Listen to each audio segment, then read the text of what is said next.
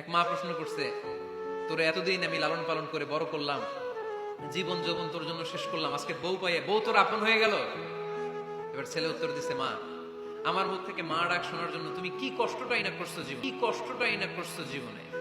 10 মাস আমারে পেটে ধারণ করলা, খাইতে পারো নাই, বমি করছো, খালি ওষুধ খাইছো, তোমার পেট কেটে আমারে বের করা হয়েছে, 2 বছর আমারে দুধ খাওয়াইছো, পেশাব পায়খানা পরিষ্কার করেছো।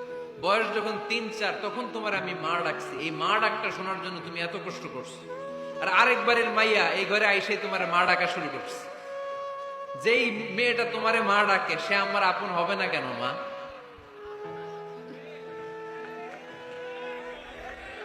ঠিক কিনা? এই মা ডাক শোনার জন্য তুমি এত কষ্ট করলা, আমার লালন পালন করলা, 10 মাস পেটে ধরলা, পেশাব পায়খানা পরিষ্কার করলা, এরপরে মা ডাক শুনতে পারছো। আর আরেকবারের মেয়ে